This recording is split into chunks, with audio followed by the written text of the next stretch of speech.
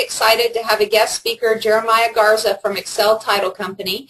Jeremiah Garza and I have known each other for several years now. He's done a lot of closings for me, and he is a very experienced title expert. And I know that the closing process can be mystifying for some people, and it's really important that you understand the process, how the process works, and that when you're going through a closing, that you ask your questions and you get those questions answered so that you really understand the transaction, you understand the paperwork that's in front of you, and you understand what it means. And that's the reason why I wanted to have Jeremiah come, because he is the best that I have ever met at taking this whole process, putting it into plain English, and helping us understand it. So we're going to have him go through his presentation, and what you can do is enter questions as we go along. And if I need to, then I'll break in and ask that question of Jeremiah. Otherwise, we will encapture them all at the end and get answers to all of them. So make sure that you're using those questions, your ability to ask questions. Go ahead and type them in, and we'll get those answered at the end. So what I'm going to do right now is give over control of the presentation to Jeremiah, and we'll get started. Thank you, Lan.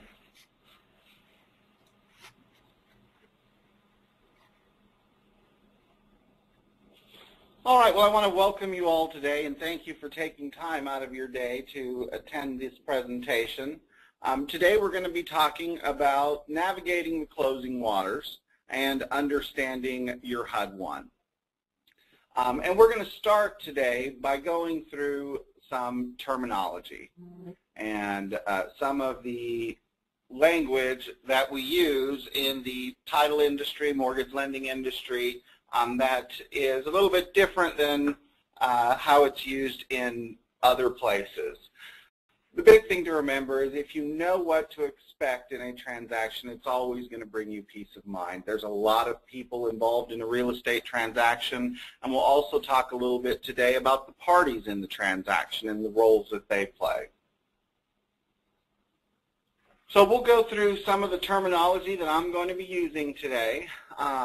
Closing statement is one of the main things we're going to talk about, and it is, by definition, a summation in the form of a balance sheet that's prepared at closing that's going to show the debits and credits to each party in a real estate transaction. In a sale, it's going to show the debits and credits for a buyer and a seller, and in a refinance, it's going to show the debits and credits as it relates to the borrower.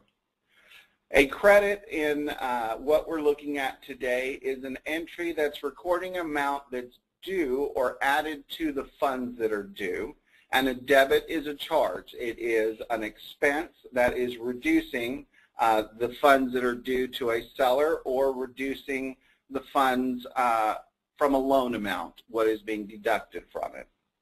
Earnest money, as we are talking today, is going to be referring to a down payment or a small show of good faith in that you are going to proceed with a transaction. When we're talking about escrow today, in the title industry, we refer to escrow as depositing money, documents, or objects with an impartial third party, referred to as an escrow agent. That's usually going to be your title company. And recognize that this term escrow, when we use it, is different from the escrow that you set up with a lender to pay your taxes and insurance. And an escrow fee that is charged at closing is for the movement of the documents and the monies in facilitating the closing of the transaction, and is not the same as the escrow that a lender does to pay your taxes and insurance. We're going to talk a little bit about an owner's policy. An owner's policy is a policy of title insurance that insures an owner against loss as a result of defects or liens against an owner's title. It is different than a loan title policy or lender's title policy, in that a lender's title policy is a guarantee to a lender that if an event of default occurs, if a borrower is unable to make their payments, the lender will have the ability to take that property back at foreclosure. That is the only thing that a lender's title policy is providing. An owner's title policy is the policy that protects the purchaser of the property. Those are two distinct policies, and an owner cannot benefit from a lender's policy, and a lender doesn't benefit from an owner's policy. And then we'll talk about underwriters many times in the title insurance world, and this is different than a loan underwriter. And the loan underwriter is evaluating the creditworthiness of a borrower in applying for the loan, whereas an underwriter in the title or closing insurance world is the company who is actually holding the liability for the policy that's issued. Some of the largest and most well-known title insurance underwriters are First American Title, Stewart Title Guarantee Company, Fidelity National Title Insurance Company. Those are underwriters who actually carry the liability. They have the financial wherewithal to pay losses if a claimable event were to occur. So those are just some of the terms that I wanted to put into context for you today as we are going through today's presentation. The next thing I wanted to talk through a little bit is some of the parties that are going to be involved in a real estate transaction. There's an appraiser many times, and this is someone who provides an opinion as to the worth or value of a property. The buyer is the person who is making the purchase. The escrow officer or closer is the independent third party who is acting on behalf of a buyer, a seller, and a lender. Remember, they don't represent any party to the transaction. They are an independent third party who's a fiduciary who is acting on behalf of all three parties. The inspector is going to be the qualified individual who can assess the condition of the property you're considering purchasing. This can include the roof, the foundation, heating and cooling systems, plumbing, electrical work, water, sewage, sometimes even fire safety issues as it relates to code compliance and things of that nature. Then in a real estate transaction, you will typically have an insurance agent involved as well. The insurance agent is the licensed professional who sells the insurance policy to provide coverage to replace a dwelling in the event a covered loss occurs. We all know who our lenders are, and our lenders are either organizations or people who provide us with the money to facilitate the closing and purchase the real estate asset. Many times they're referred to as a mortgage lender. And then our realtors, and our realtors, term realtor is actually a copyrighted trade name which can only be used by people who belong to the National Association of Realtors. We also have agents or salespeople or brokers in Texas that are involved in the transaction who are playing the role in representing a buyer, helping a buyer and or seller find the asset or find an individual to purchase the asset in the case of a seller. The seller in a transaction is going to be the person or entity who is selling the property. And then our surveyors. And our surveyors in Texas, they are going to be RPLSs, or Registered Professional Land Surveyors. And that is going to be a professional whose primary role in the transaction is to determine the boundary of the property. That's going to include where the improvements are located on the property, any easements, encroachments, and if any of those improvements encroach or go over onto the adjacent property or into a utility easement, or can show you anything that might be a cause for concern as it relates to the property, the improvements, and where they sit on the property that you're purchasing. Each of these people are going to play a different role in the transaction for you. Each of these people are providing a service to you and are going to be engaged by different people in the transaction. You are normally going to be selecting your realtor, which is the person who's going to assist you in either locating or selling the asset. You're going to be selecting your lender. In today's environment, buyers and parties to the transaction are rarely allowed to select an appraiser anymore. The appraiser is typically going to be selected by the lender, and that is as a result of federal legislation that requires that the lender choose an independent appraiser to perform that. In Texas, many times the seller is going to select the escrow officer or closer because they'll be choosing the title company, although a buyer does have the ability to request to close with a specific title company. And if a seller does not have a preference, they many times will be happy to allow you to close at the company that you choose to close at. The insurance agent in the transaction is also someone that's going to be selected by the buyer. You want to select someone who is going to make sure that they are meeting your insurance needs and finding the right insurance product for you. Once you find an insurance agent and work with them and find the insurance product that satisfies your needs, you typically are going to go back to that same agent in the future because they understand what it is that you want in an insurance policy, and the information that you need to provide initially they already have. So it makes the process easier as you're purchasing your second, third, or fourth home.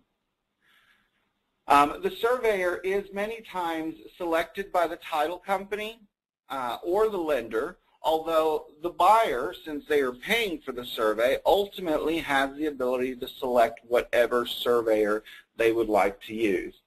As members of Lifestyles, you all have access to a list of vendors in these various categories that you can reach out to and who would be happy to provide you with any of the services that you may need in the real estate transaction. You always want to have someone who understands the investor market and who can help you in facilitating a smooth and seamless transaction. So these are the parties to the real estate transaction and the various roles that those parties are going to be playing in the transaction. And this is kind of a high-level overview of the closing process. So this starts at the point that you have found a property that you are going to purchase. You've negotiated a contract with the help of your realtor. The contract has been signed, and what starts the closing process is the contract and the earnest money is delivered to a title company, and then the title company starts their title check, title review, or examination, as it's many times referred to. While the title company is performing that function, typically you would be looking for your homeowner's insurance or your dwelling policy. You would have already contacted your lender and gotten some type of pre-qual or preliminary approval, and so your lender will be sending you disclosures during that time. You'll be ordering any inspections that you want to have done during that option period under the contract, and you want to make sure any contract contingencies are taken care of during that time. Contract contingencies are things that have to take place to be done either by a buyer or a seller in order to ensure that the contract is closing on time. Remember, time is of the essence in dealing with a real estate transaction, so you should always have a good understanding of what your contract deadlines and timelines are. As you're moving through that process, your lender is going to order the appraisal of the property.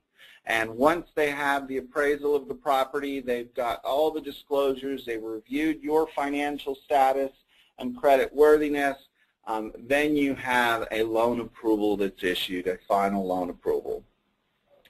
In that process, the title company is also going to be sending requests for the seller's existing mortgage payoff. So your escrow officer or closer will contact the seller or the seller's agent. They'll find out who their lender is. They're going to order that payoff. If there's any liens recorded against the property, those are going to be disclosed in your title commitment on Schedule C of that commitment if you're in Texas, or on Schedule B2 if you are purchasing assets outside of Texas, as those Schedule B2 and Schedule C in Texas are what we call the requirements. or the things that have to be satisfied in order for the title insurance underwriter to issue you a clear title policy. Once the payoffs are in, we've got the closing documents. We are going to prepare, as the title company, the final HUD-1 or closing statement. We're going to send it out to the parties for approval.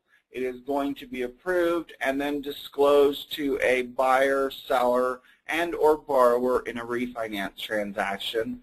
And then your buyer would go out and get their cashier's check cut in the amount that's due at closing. Appointments would be made for the signing of all the documents, and you would either come into the title company, or in today's world, as we are trying to be as customer service oriented as possible and making this process as easy as possible for our investors, we many times are doing mobile closings where we're going out to our investors' offices and meeting with them to so they don't have to leave and they can sign the documents.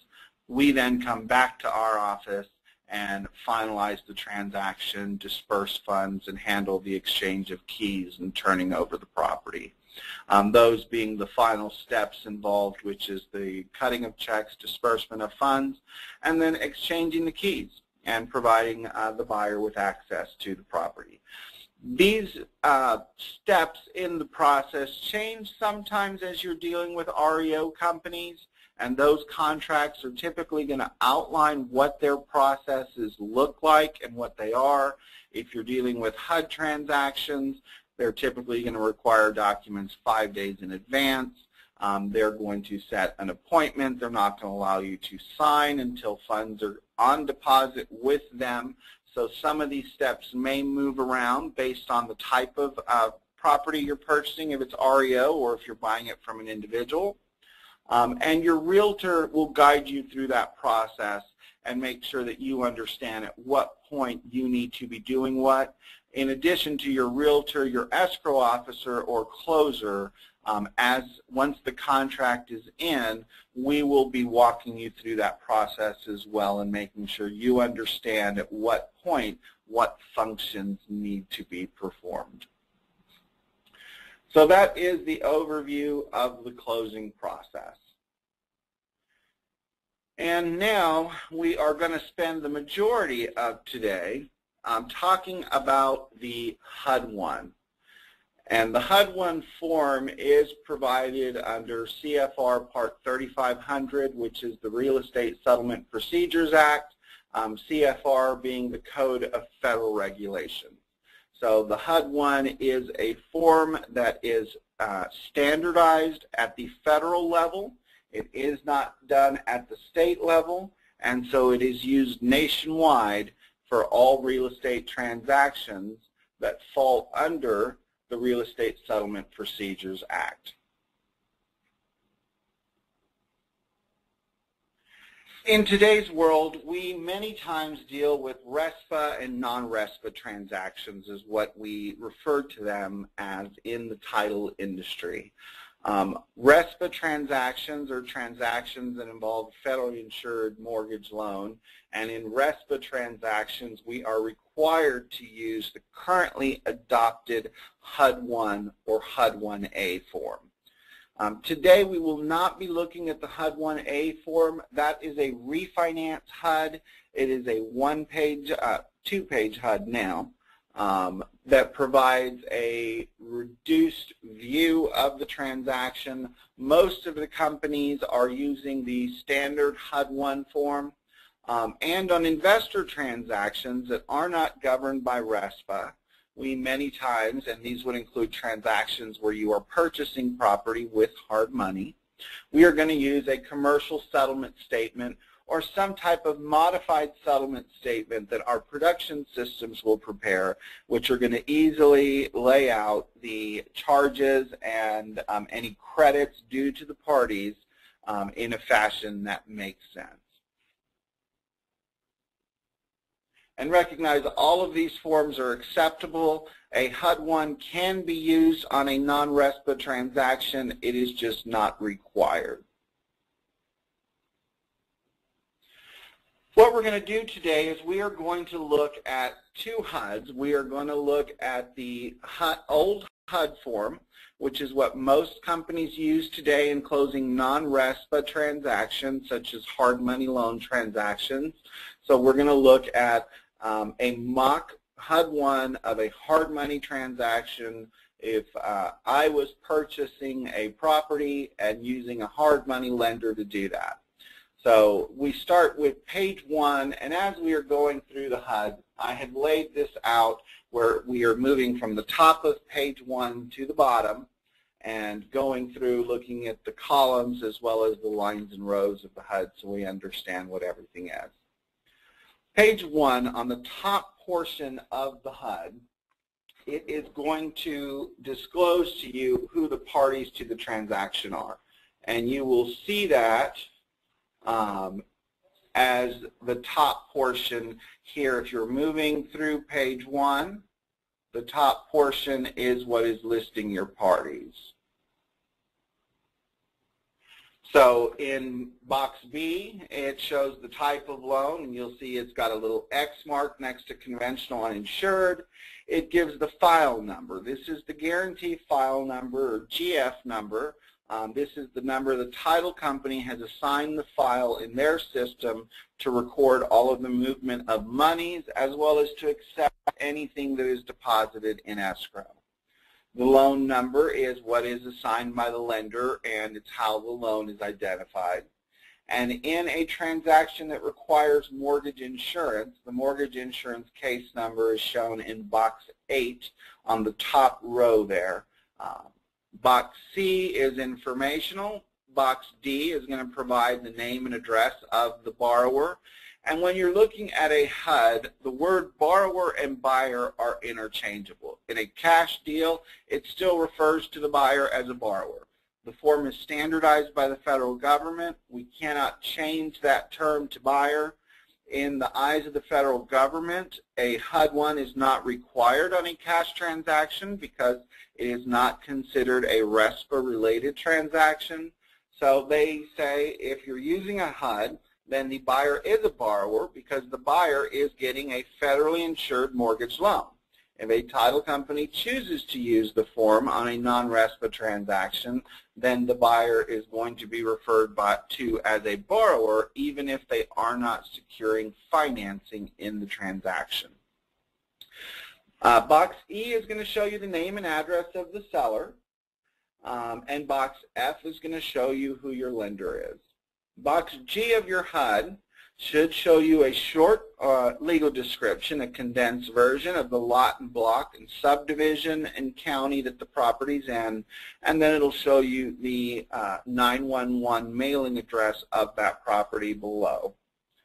Box H of the HUD page 1 is going to show you who your settlement agent or title company is, and you'll notice there's 4 lines there: the name of the settlement agent, the address, the city and state, the tax ID number of your settlement agent, and then it shows you who the agent is underwritten by. The underwritten by is telling you what underwriter is going to be carrying the liability for the title insurance policy that is being issued to you. In below box H there, in the place of settlement, it's going to list the location that the funds are being dispersed from. So that's where checks are being cut and money is being moved. I shows you the settlement date, which is the date that the parties are signing. And then below that, there is a space to list a funding date. In a purchase transaction that involves a lender, we many times will not list a funding date, as there are lender requirements that allow them time to review the signed documents, and many times our funding is delayed by a day of when the parties actually sign. Because of that, we many times will not list a funding date on a purchase transaction. As we continue to move down the HUD and we get to J, which starts the 100 section of the HUD, 101 shows you your contract sales price. The left-hand side is the buyer side of the HUD. The right-hand side is the seller side of the HUD. So 101 and 401 are your contract sales price, as it relates to the buyer and the seller, and those numbers should always be identical. Line 103 is showing you the settlement charges to the borrower. Line 103 literally carries over from the bottom of page 2 in showing the total charges for the loan. As you move down there in the adjustments for items paid by seller in advance. So this is line 106 to 116 on the buyer side and line 406 to line 416 on the seller side. On the buyer side, 106 to 116, these are debits. So these are going to be charges to a buyer. And on the seller side, 406 to 416, these are going to be credits. Typically, and you'll see some of the lines are already hard-coded with labels on property taxes. So if the seller has paid the taxes for the year in advance, and you're typically going to see this if you're closing after October 1st of the year when tax bills have already been sent out and they have been paid, then the seller is going to receive a credit for the portion of the year that the buyer is now going to be responsible for. That is typically referred to as the proration of taxes in your contract and at closing. On the buyer side of the closing statement, on line 106 to 116, it'll have the debits or charges to the buyer for the portion of the year that the buyer has become responsible for. These are not monies that are being paid out to parties. These are strictly either additions to the sales price or reductions in the amounts due. As we continue moving down the HUD and we get to the 200 section of the HUD, we have line 200 there says amounts paid by or in behalf of borrower, and line 500 on the seller side of the HUD is showing reductions in amount due to seller. So this is the top line there that we are looking at. And then in 201, it shows deposit or earnest money. So if there had been earnest money put down on this transaction, you should see it right there on line 201. Line 202 is showing the principal amount of the new loan. So that's a credit to the buyer because it's being paid by a third party, being the lender who is named at the top portion of the HUD. And then down below that, you will see in the adjustments starting at line 210, adjustments for items unpaid by seller. And this is listing any credits to the buyer for items that the seller had not paid, but that the seller has responsibility for. That would include things such as taxes. In this transaction, we had it closing on April the 3rd.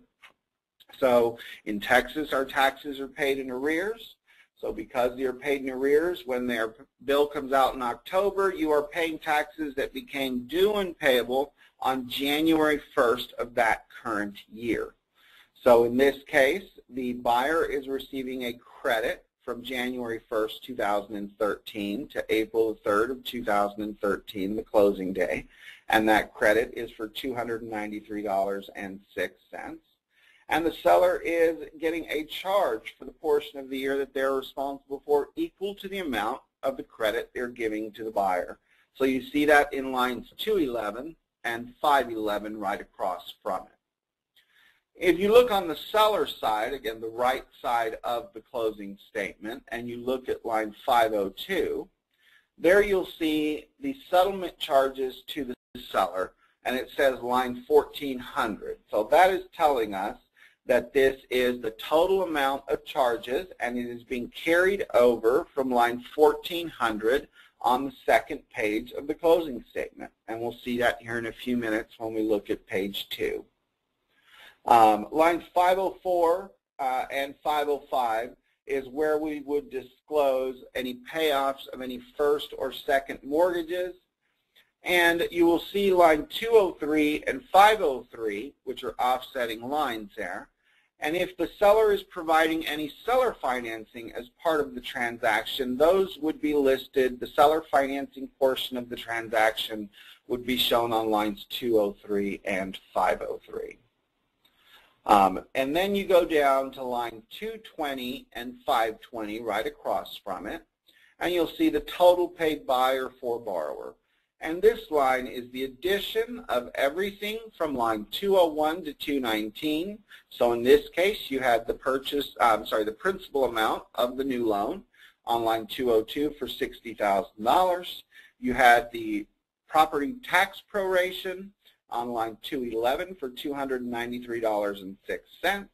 And so on line 220, you will see the total of those lines being $60,293.06. Right across from that line, on line 520, you're going to see the total reduction amount due seller.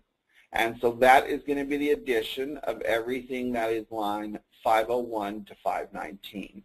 In this case, it includes 502, which are the total settlement charges, as well as line 511, which is the proration of taxes. Those added together equal the $3,966.06. Then the 300 and 600 section of the HUD is the synopsis of the total monies and the breakdown of the amounts that are due to or due from someone. So line 301 tells you that it's the gross amount due from the borrower or buyer, and it's coming from line 120, and that amount was $65,419.90. Line 302 shows you less amounts paid buyer for borrower, and it's telling you it's pulling that line directly from line 220. And so if you take 301 and subtract 302 from it, so total purchase price plus cost minus total amounts paid buyer for borrower, and that gives you line 303, which is the cash from the buyer or borrower. In this case, I would be bringing in $5,126.84 to closing. On the other side of the HUD, the seller side, you're going to see line 601 shows the gross amounts due to the seller, which in this case is just the contract sales price of $40,000. Line 602 is going to show a reduction in any amounts that were due to the seller, and that's taken directly from line 520, so any charges or prorations there. And line 603 shows you the difference between the total credits minus the total debits, and it gives you the cash that the seller is receiving in this transaction. It's just $36,033.94. So when you are looking at your HUD, page 1 essentially is an aggregation of all of the fees and charges totaled together, and it gives you an overview, a breakdown, then says how much you are either bringing to closing or receiving from closing. So that is page 1 of the old HUD form. And then we get to page 2 of the old HUD form. And we start at the top of the HUD on line 700. And when you look at line 700 there, it says total sales broker commission based on price. And it shows it's calculating the commission, $40,000 times 6%, so it equals $2,400. Line 701 and 702 then show the two agents, 701 being the seller's agent, 702 being the buyer's agent. So you have Keller Williams who's representing the seller in the transaction, and Lifestyles who's representing me, and they are each splitting the real estate commission. And if you look on line 703, which is the commission paid at settlement, so when you're looking at page 2 of the HUD, we've got inside the column and outside the column. Outside the column is going to be all the descriptions and calculations for how the charges are being calculated. Inside the column is going to be the actual charge. So when you look at, you've got two columns, the left one being the buyer's charges and then the right one being the seller's charges. The commission is typically paid by a seller in the state of Texas.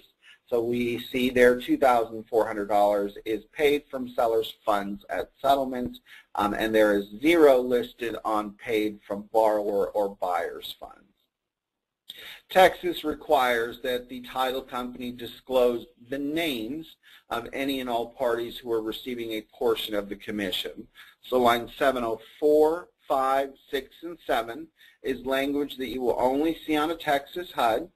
And line 708, which you do not see on this HUD, but if the title company was cutting checks directly to the realtors, they would list the names of each person they are cutting checks to. We do not list the amounts of the checks we are cutting. We just list the parties that we are cutting checks to so that we disclose to both the buyer and the seller anyone who we are cutting a check to that is required by the Texas Department of Insurance. And then we get to the lender's charges, and those start in the 800 section of the HUD. So as you are looking at line 800, you have line 801, which is the loan origination fee. Longhorn 3 Investments, who is the hard money lender on my transaction, charged a 3% origination fee. You see that there on line 801, and was receiving $1,800 for the appraisal. We had the appraisal done by Data Appraisal Services, and there was a $375 charge for that. The credit was pulled by Longhorn, and there was a $25 charge for that.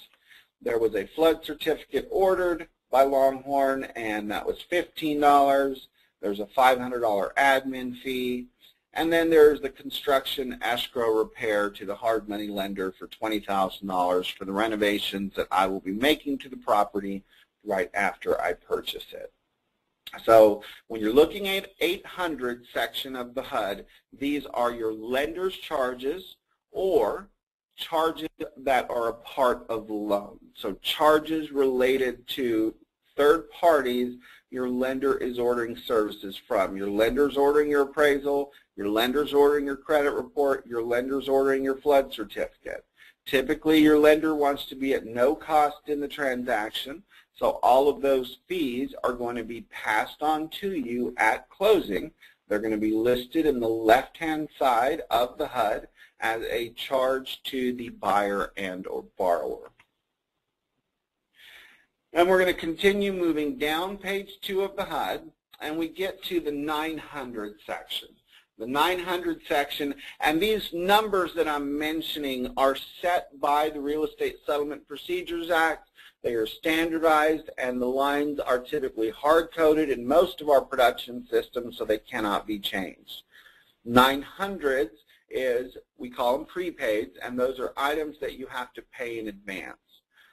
Most of your hard money lenders and all of your conventional lenders charge mortgage interest in arrears, which means when you make your mortgage payment, you're actually paying the prior month's interest on that loan.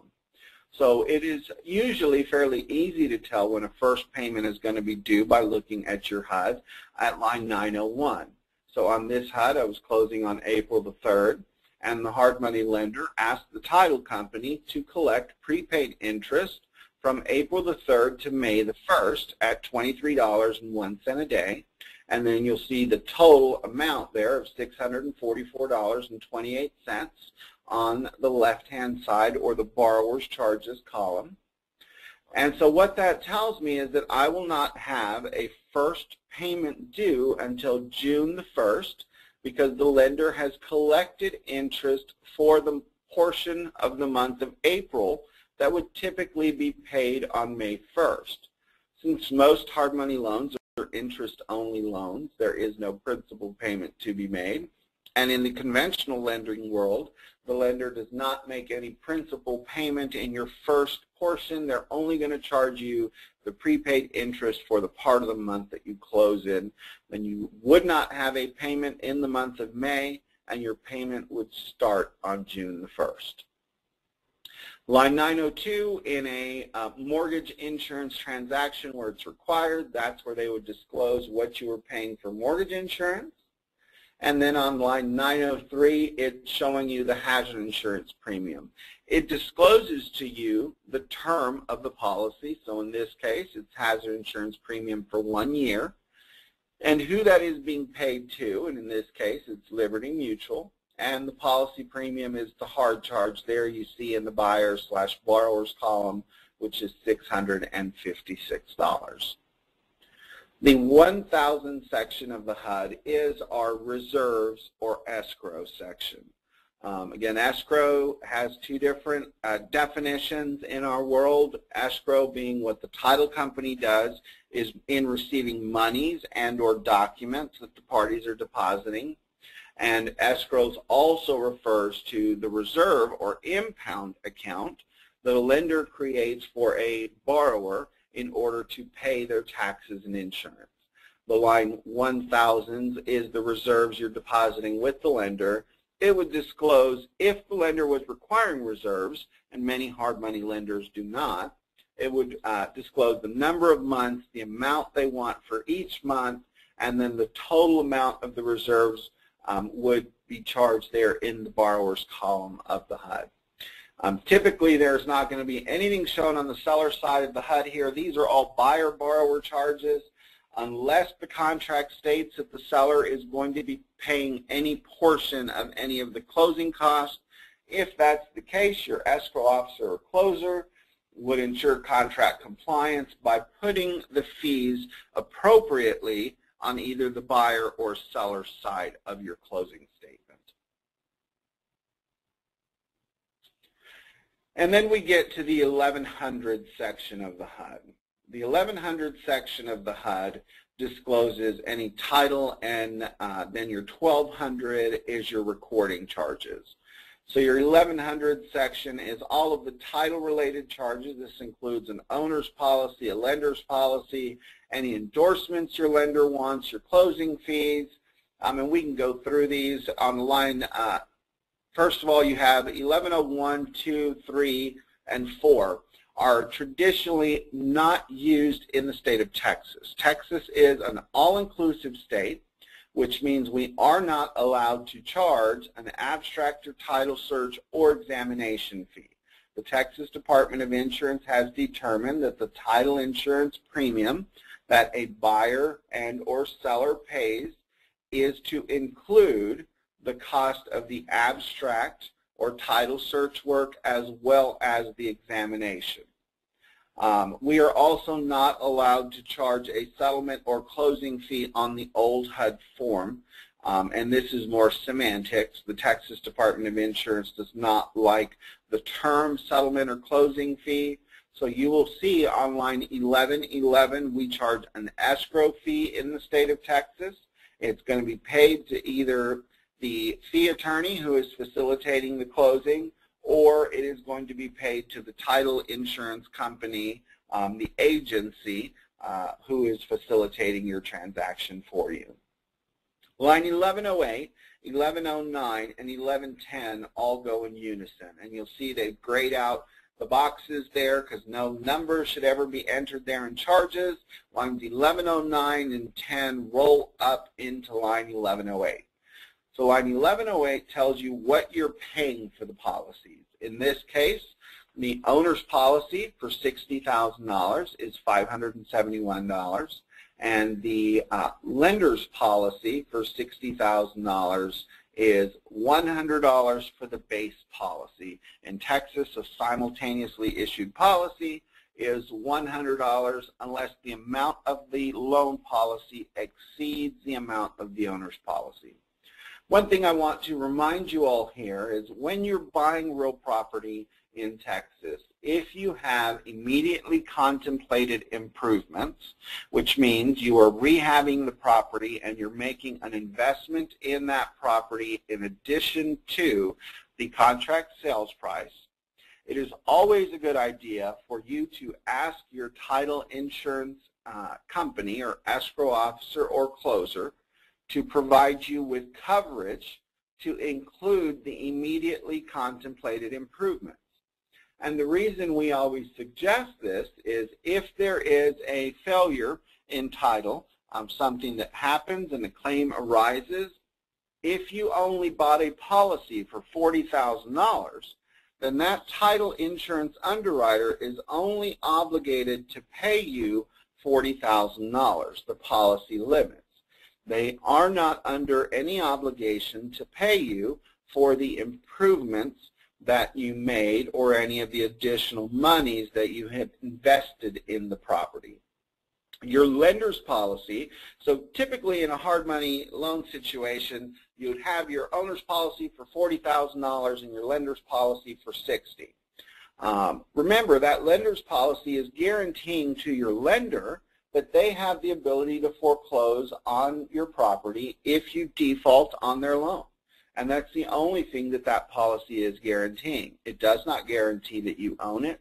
You cannot, as an owner, file a claim against it. Your lender cannot do it on your behalf. The only thing your lender can do is foreclose. And it's not telling your lender that the property has a value of $60,000. It's telling your lender, if you have to foreclose on this property and you're unable to do so, we will reimburse you the $60,000 that you have put out for the property. Now, if the lender is able to foreclose on the property, then there is not any claim under the title insurance policy. The title insurance policy is an indemnity policy. It is different than the casualty policies, which is health insurance, life insurance, car insurance. Those policies are meant to cover unknown risk and are priced accordingly. A title insurance policy is unique in that it covers known risk. It is based on an investigation or examination of the real property records, and we then determine the insurability of the property and issue our policy saying, yes, you own it, you have the ability, the right for quiet use and enjoyment is what it's typically referred to as. So if you do not request the additional coverage and a claim is made and it is determined that fraud or something existed, the monies that you have invested outside of the policy limits are not going to be reimbursed. The policy has a 5% override built into it where the title insurance company will pay you typically policy limit plus 5% if a complete failure occurs. Then we have on line 1111 the escrow fee, which is the fee for closing and facilitating the closing of the transaction, receiving the monies, dispersing the funds, cutting the checks. That is all done by your title company, as well as receiving keys, warranties, roof warranties, foundation warranties. Those are typically going to be deposited with the escrow agent or escrow officer, and the escrow officer will turn those over to a buyer once the transaction is closed and funding approval has been issued by the lender. On line 1112, you will see a policy guarantee fee, which is unique to the state of Texas. In Texas, we have the Title Insurance Guarantee Association, which is a company, an association that has been set up by the Texas Department of Insurance, and it is meant to protect the Texas consumer. If an agent goes out of business and has funds belonging to a consumer in Texas, or if an underwriter goes out of business and is defunct and does not have the ability to pay claims made under its policy, then the Title Insurance Guarantee Association will step in. The Title Insurance Guarantee Association receives $2 for every policy that is issued in the state of Texas. So on this transaction, there's an owner's policy being issued and a lender's policy. So you will see there is a $2 charge to the buyer and a $2 charge to the seller. Texas requires that the HUD disclose all parties who are receiving any portion of the title insurance premium. So on line 1113, you'll see this HUD discloses that 60% of the title premium is being paid to Hoffman, Callister, and Messina as a fee attorney for Excel Title Group. On lines 1114 to 1118, you will see endorsements, and these are additional coverages outside of the basic title insurance that your lender has requested in the transaction. Tax deletion and not yet due and payable are two tax endorsements. The T19.2 is a surface damage endorsement that is needed for mineral excavation protection and is typically required in North Texas by most lenders, and it has a zero charge to it. The environmental protection lien endorsement of the T36 is another common endorsement required by lenders. And then the T19 endorsement, which is your encroachments, easements and minerals endorsements is another endorsement that is many times required. A lot of these endorsements are not going to be required by all hard money lenders. They are required on any and all government-insured transactions, as the Fannie Freddie Seller Servicer Guide dictates what endorsements must be issued on a title insurance policy, and these endorsements shown here are required on a loan policy. Again, those endorsements protect your lender and are not owner's policy endorsements. We move to line 1200, and this is your government recording charges, and it should disclose to you the recording fees. So this has the deed for $24 and the mortgage for $56 for a total of $80 on line 1201. Line 1204 shows that a tax certificate was ordered to verify the status of taxes, and that is paid to a third party, and there's a fee of $64.95. And then there is an electronic filing fee of $4.50 per document, and we're filing a deed and a mortgage. So on line 1205, you see a $9 electronic filing fees charged to the buyer. As we continue to move through, the 1300 section of the closing statement is the additional settlement charges. And this is where a title company will list any other fee or charge that does not fit into any of the other sections that have been outlined by RESPA under the Real Estate Settlement Procedures Act. So surveys, home warranties, pest inspections. If you have a wholesaler involved in a transaction and you're paying an assignment fee, that assignment fee will typically be listed in the 1300 section of the HUD. Many times the escrow repair, many title companies will put that in the 1300 section of the HUD because it's not truly a lender's charge. It is funds that a lender is holding on behalf of a buyer pending the repairs or improvements being made on the home. You could also see any other type of fees that you have negotiated as credits to either the buyer or the seller in paying those costs. HOA transfer fees, HOA dues, those are going to be shown in the 1300 section of the HUD.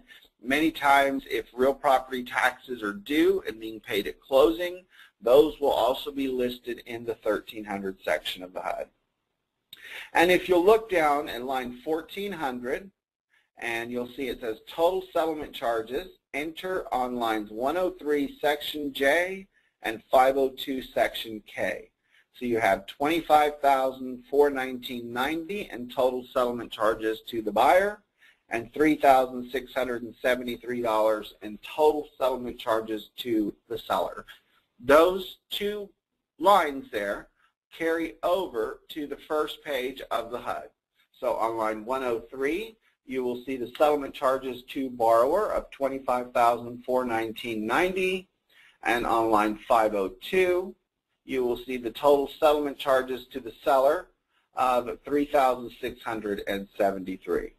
So those two amounts are carrying over from line 1400, and they should always be identical. They should feed directly from page 2 onto page 1. So that is the old form of the HUD that is used in most non-RESPA real estate transactions. So investors purchasing with hard money, cash transactions, or any transaction that does not involve a traditional mortgage lender. And now we get to the new HUD form. The new HUD form we have been using for going on 3 years now. We start with new HUD, old HUD, no HUD. These rules apply only to RESPA real estate transactions. I know I've said that a few times today. It's important to know the distinction between them. And we have a Code of Federal Register here again that defines when a HUD 1 or HUD 1A settlement statement must be used. And in that code, it says it's to be used by a settlement agent and the settlement agent shall use the HUD-1 settlement statement in every settlement involving a federally related mortgage loan in which there is a borrower and a seller. Jeremiah? So if the transaction, yes ma'am. One of the questions we have here is, what is RESPA related? RESPA related would be a transaction that is under this definition below. So RESPA is the Real Estate Settlement Procedures Act, and under the Real Estate Settlement Procedures Act, if the transaction involves a loan that is federally related, and that means a loan that is insured by Fannie Mae, Freddie, FHA, the VA, which is over 90% of the loans today that are done in the marketplace are government insured. So if it is government insured, it is RESPA related. It is non-commercial. It involves residential real property, not necessarily 1 to 4 family, just residential real property. And the loan that is being done through one of the federally related mortgage loan backers, which is Fannie, Freddie, Ginnie, VA, and FHA.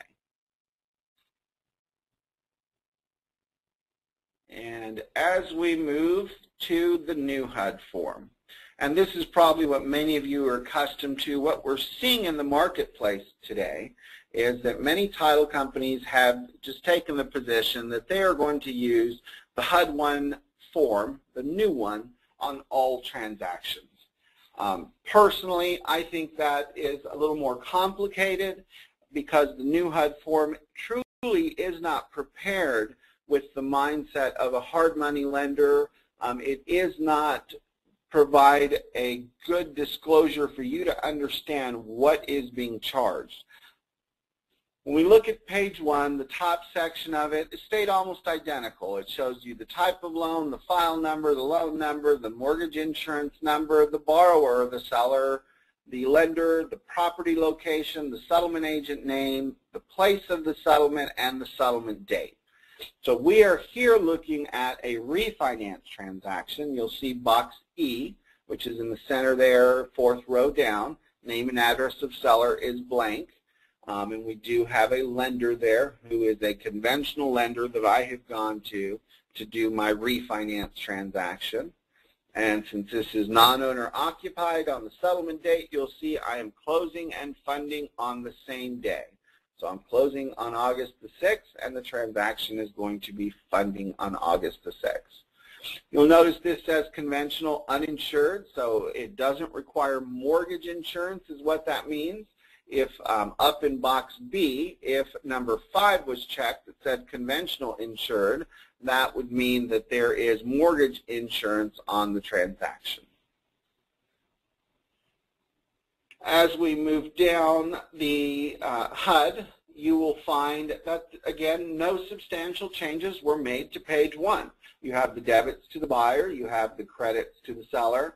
On a refinance, the difference you're going to see here is this is where it's going to disclose your payoff. And it's going to disclose it on the borrower side, so the left-hand side of the HUD, or buyer side.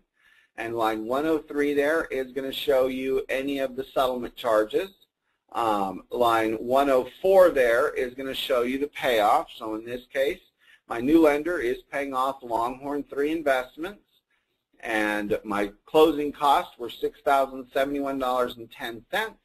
So line 120 there shows the gross amount due from the borrower, which is $67,692.47. That is the addition of anything from line 101 to line 116.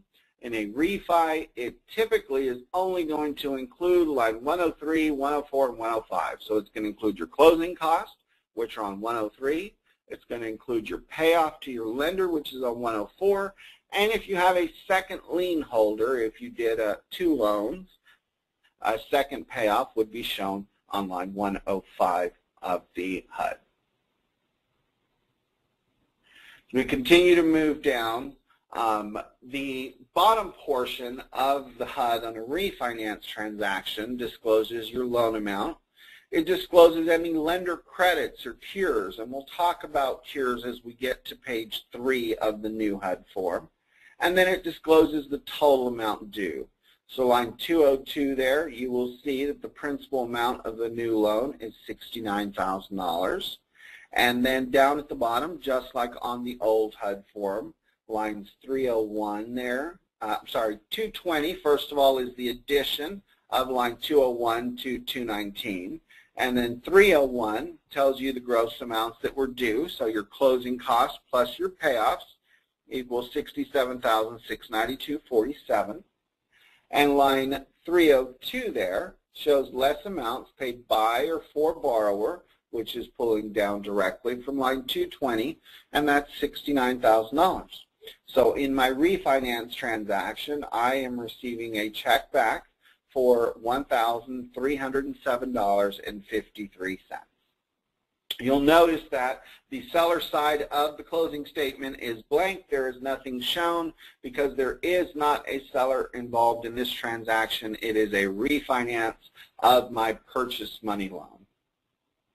And then we're going to move on to page 2. The HUD is more broken up in the new HUD form, so you see the 700 is boxed up on top, and you'll see that it is blank in this case. This is a refinance, so there are no commissions being paid in the transaction. The 800 section of the HUD, the sections were not changed as it relates to what fees and charges are included there. Under the new RESPA rules, the lender is only allowed to charge one fee. So whereas in our hard money transaction we saw the lender had an origination fee and an admin fee, they also had a document preparation fee. Under the RESPA rules, a lender can only charge one, so what they do is they include your origination, any admin, processing, underwriting, as well as the document preparation fees are all added together, and they're charged in line 801. So you'll see there our origination charge shown outside the column is $3,167.50, and on 801 it shows right next to the amount, it shows from GFE number 1. The point to that is this HUD was prepared with the idea that you can bring your good faith estimate to closing, and if you sit down and look at your good faith estimate, your lender cannot charge you more than they disclose to you on that good faith estimate as it relates to the GFE number 1 items. So the GFE number 1 is lender-related charges. Those charges must equal to or be less than what the lender quoted you on your good faith estimate. Line 802, if you're paying any discount points or if the lender is giving you any discount credits, those are going to be shown there as a plus or a minus. Those two amounts are going to be added together. And line 803 shows your adjusted origination charge, which is the addition of what is shown in line 801 and 802. On my loan here, I did not have any discount points to pay, so my adjusted origination charge is $3,167.50, which is equal to my origination charge. I do want to point out line 808 there. You will see it shows a document, and now I see I misspelled the word document, preparation fee. That's being paid to Blackman and Graham, which is one of the doc prep companies in Texas, and they're being paid $200, and it says that that is coming from GFE number 1. So when we look at this line, what that tells us is out of the $3,167.50, the lender is paying $200 of that to a third party. In this case, that third party is Blackman and Graham. If there are brokers involved in the transaction, many times the broker's compensation will be listed in the bottom 800, so they may add an 809, an 810, or an 811 to break out any other fees that the lender is paying to third parties out of the origination charge that you are being charged at closing. This offers you a disclosure of what is included in that line item. Then we have line 804, which is similar to the old HUD. You have your appraisal fee, and you'll see there it says POCB $375. POC stands for paid outside of closing, and B stands for the buyer or borrower. So you will sometimes see a POCL item, which is paid outside of closing by lender, although they are rarely used now because under the RESPA rules, the borrower is supposed to pay all charges, and any credits or cures are to be provided on page 1 of the closing statement by the lender. So many times you will see those cure credits in the reductions in amounts due to borrower on page 1 of the HUD, and so you'll have an offsetting charge on page 2. In this case, there was again a credit report ordered, and that was $12.50. There was a flood certificate ordered, and that was $14. The 900 section stayed the same again. It is the prepaid items. So in this case, it discloses the prepaid interest. So I'm closing on August the 6th. My interest on my new loan is $8 at 0.0342 per day, and they're collecting through September the 1st. So I will not have a payment on this loan until October the 1st of this year. The mortgage insurance premium, there is none. And the homeowner's insurance, it says that I have homeowner's insurance for 1 year. That was paid to Liberty Mutual. And it shows that as POCB. Again, I paid that when I purchased the property. It was paid outside of closing. And so the insurance company has already received the $656. Any amounts that are shown outside of the column is disclosure. Only the amounts shown in the column are amounts that you are being charged at closing. So we have the prepaid items and the reserves or escrows. So on our escrows, that's our 1,000 section of the HUD. That is where you would set up the escrow account. In this case, we have homeowners insurance of 8 months. And that is $54.67 per month. So they take the $656 of my insurance premium, divide it by 12, and it gives them a monthly insurance amount. The lender is then going to look at when is my next insurance payment going to be due, and they're typically going to pad that by 2 months. So in this case, I bought the property in April, and my policy became effective in April, which means it'll be up for renewal in April of next year. They will always collect 1 extra month because you're going to go 1 month without making a payment. So your escrow account would be short because you're not making a payment in the month of September into your escrow account. And then they collect 1 extra month as a pad. That pad is to help eliminate any payment shock in the traditional lending world. If there's a big fluctuation in taxes and insurance and the payment changes for the borrower, that caused a lot of the distress we saw in the marketplace with borrowers not being able to afford their payments. And so they want to make sure they've got a padded escrow account to account for a change in the real estate taxes or insurance. So in this case, you'll see on county taxes, they are collecting 12 months at $96.89 per month for a total of $1,162.68. And then there is an aggregate adjustment shown on line 1011. The aggregate adjustment, you would have to have the initial escrow disclosure. That is what's going to show you how the lender calculated that aggregate adjustment.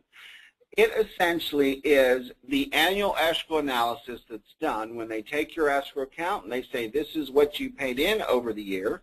And at the end of the year, this is the balance you had in your account. And they will then mail you a refund check. Well, instead of doing that, the federal government says you have to do a mock analysis at the time they close, and then you give the borrower a credit for the amount of money you think you're going to have extra in the escrow account for year 1. And then in year 2, the lender does a full analysis of your escrow account and mails you an escrow analysis statement which says your escrow account is over, and here's a check refund for the extra money we have in your account. Or more times than not, they send you a letter that says your escrow account is short.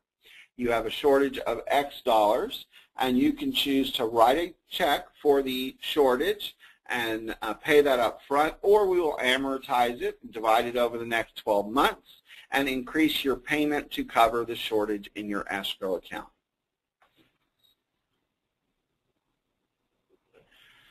Again, we did not see any substantial changes to the HUD in the 1100 section. So again, you have the title charges. Now this is where we did have a change in Texas, specifically to line 1102. If you'll remember on the old HUD form, I told you that we did not use the settlement or closing fee line, that we were required to create a new line and call it an escrow fee. That was a requirement of the Texas Department of Insurance. When you're looking at the laws, federal and state, the rule is if the federal law is more stringent, then it governs the way you close and handle your transaction. If the state law is more stringent, then it rules and it governs the way you handle the transaction. In this case, the federal law requires that we use line 1102 on any RESPA-related transaction, so a transaction involving a federally insured mortgage loan, and we have to disclose that fee on line 1102. While the insurance commissioner was not thrilled when the rule came out, they did release a bulletin opinion stating that title insurance companies in the state of Texas could now start using line 1102 because it is required under the Real Estate Settlement Procedures Act. And again, as you're looking through these lines, they're all telling you from GFE number 4, from GFE number 5. So again, the idea is you can bring your good faith estimate to closing and sit down and look at the amounts that you're charged here. And if you compare them to your good faith estimate, they should be within 10% of what the lender originally quoted you. So on the lender's charges, there is a 0% tolerance, so they cannot charge you more than what they quoted. On third-party service provider, that includes appraisal companies, survey companies, title insurance companies, those have a 10% tolerance if the lender selects the provider for you. If you, as the consumer, select the provider who is going to provide the service, then the lender has no tolerance and the amount can exceed what the lender quoted you on your good faith estimate. So, just to repeat that, if you use a lender-selected service provider, the lender is capped at 10% above what you were quoted on your good faith estimate. If you select your service provider, then there is no cap on the amount that the fee can increase. So you want to know what provider is being used. When you get that GFE, know what your title insurance company that you work with normally charges you, and you can see what the lender is going to charge you so that you can tell your lender, my title company is going to be cheaper, I want to use my title company, or you can also use that in negotiating and call your title company and say, my lender has a company that charges these fees. Are you willing to match them so that I can have this transaction sent to you? Most title insurance companies will match the fees of other companies so as to be able to service your business for you. So in this case, you see the title insurance charges. Again, you have line 1104. 1105 and 6 give you the breakdown of the policies being issued. I'd like to point out here that a lender's title policy survives only while that policy is in existence. As soon as that policy is paid off, that loan is paid off, the loan policy expires. So you do have to pay for a new lender's title policy every time you refinance. You do not pay for a new owner's policy. The owner's policy survives for as long as you own the property. One thing to note, though, is if you are doing a refinance transaction, then if it is within 2 years of your original loan, there is what is called an R8 credit, which is a refinance credit, and it gives you 40% off the basic rate title insurance premium. So as the title insurance company is calculating your title insurance premium, they are going to give you the applicable discount that should be applied to that policy. We are required as licensed escrow officers to charge the borrower the cheapest possible premium for the policy that meets their lender's requirements. So by law, we are required to provide a consumer with an RA credit. We go through an annual independent audit. We many times have at least one underwriter audit a year, and we also have an audit done by the Texas Department of Insurance where they come into the title insurance company and audit us about once every 3 years, depending on if you've had issues before. Sometimes they'll audit you every year. If you've always had a clean audit, then you're on a 3-year audit schedule. During those audits, they are calculating our premiums and confirming that we are appropriately charging the consumers, and if we are not, we are required to issue refunds and or fined for improper application of the rate rules, which those are provided for under the Title Insurance Act of the state of Texas, and they are laws in our state as far as what we are allowed to charge. One thing to consider there when looking at title companies is our fees for title insurance are regulated by the state. What sets us apart is the service we provide to our customers, because whether you come and use me at Excel Title or whether you use a First American title company or another local title company, all of those title companies are going to charge you the exact same amount for the title insurance premium.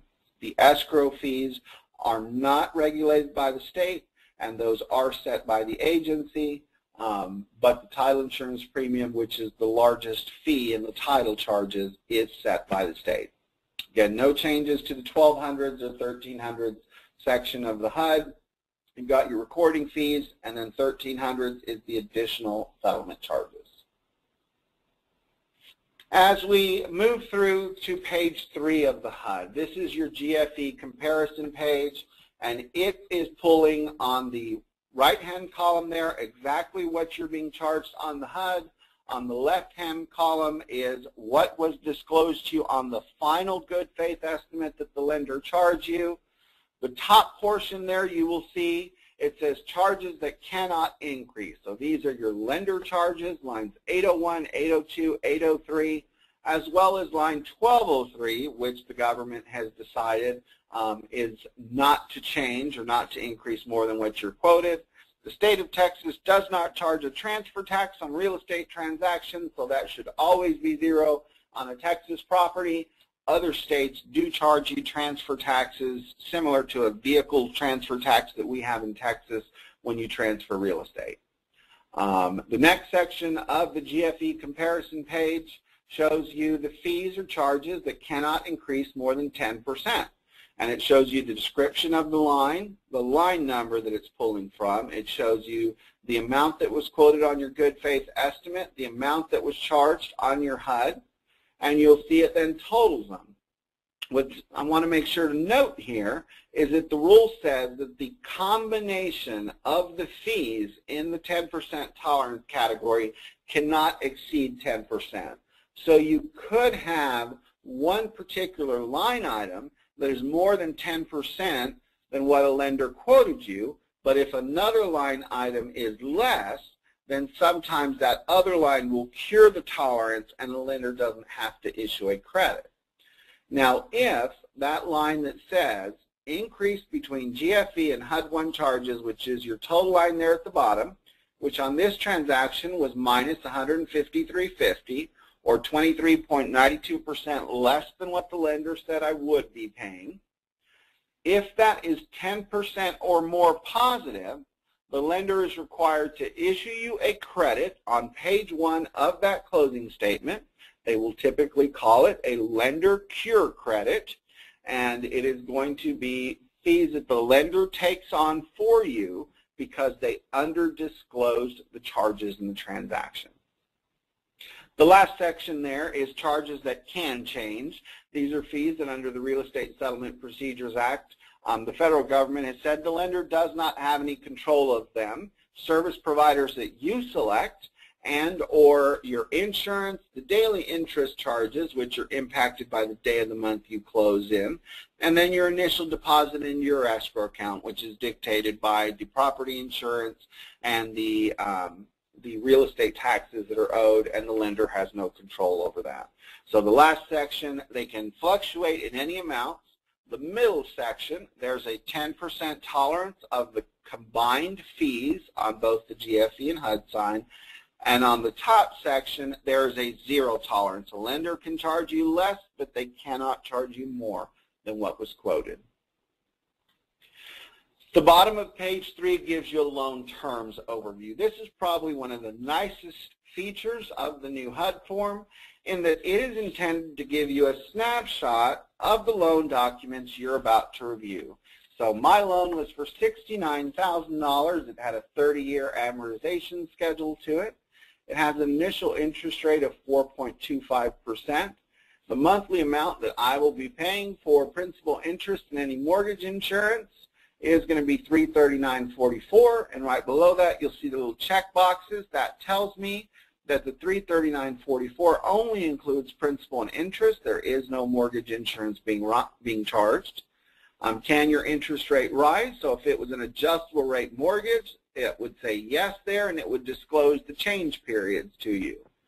If you make your payments on time, then your loan balance rise. The next two boxes there are talking about negative amortization features to loans.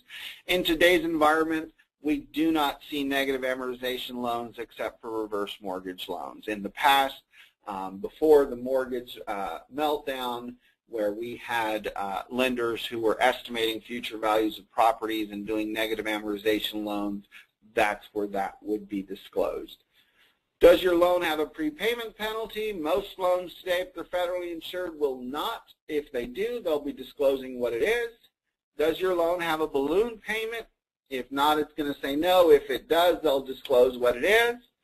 And then your monthly payment, including any escrow accounts, is disclosed in the very last box there. If the top box is checked, then you have selected to pay your own taxes and insurance. And if the bottom box is checked, you have asked or your lender has required that an escrow account or impound/reserve account is to be set up. And on my transaction, I am paying in $151.56 a month, which is making my total monthly payment $491.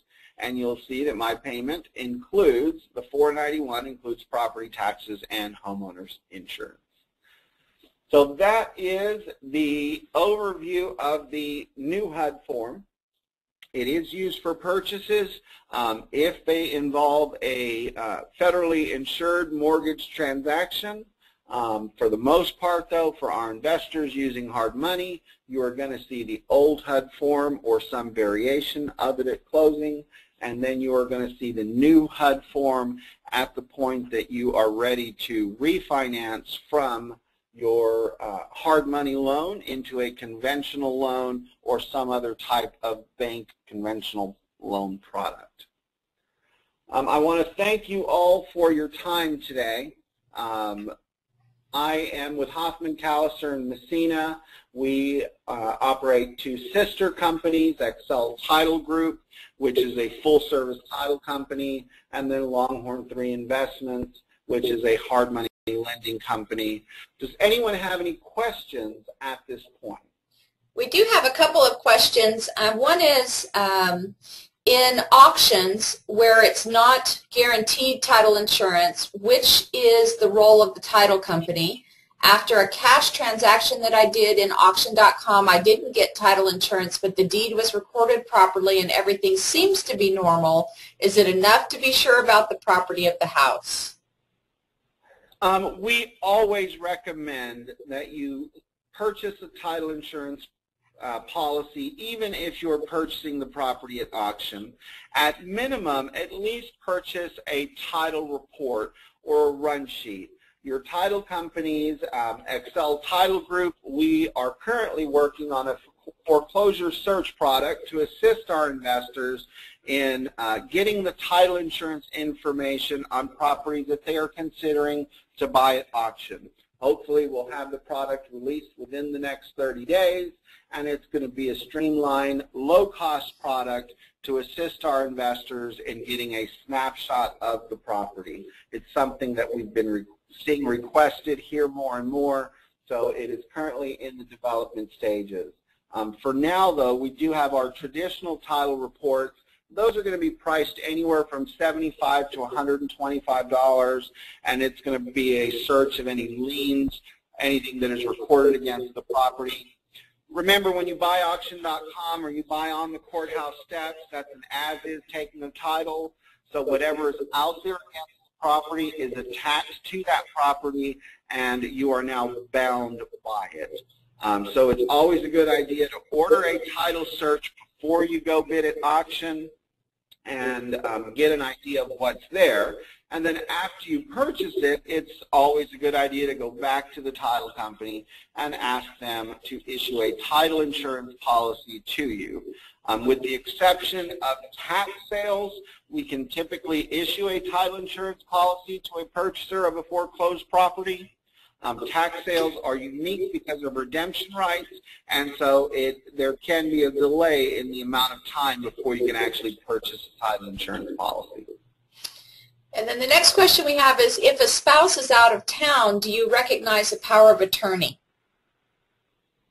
Absolutely. Now, one thing to remember is, how is title held? In the state of Texas, if you purchase property as husband and wife, then both parties do need to be at closing.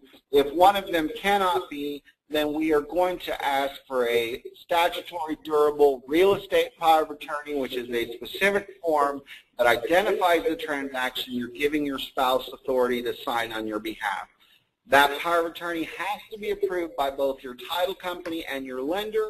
So if you know you're going to need a power of attorney at closing, please let your escrow officer know early in the process to make sure we go through and get it approved and it's not causing any delays at closing. In a refinance or purchase transaction where you are purchasing alone and your spouse is not being named and you're classifying it as non-homestead investment property, then many times we will not require the signature of the spouse in order to close the transaction. Homesteads always require spousal signature. Investment properties do not. Talk to your escrow officer, and they will help you determine if your spouse is going to need to be present at closing and if a power of attorney is needed and what form would be acceptable to them. Because this isn't just a general power of attorney, this needs to be specific for the transaction, correct?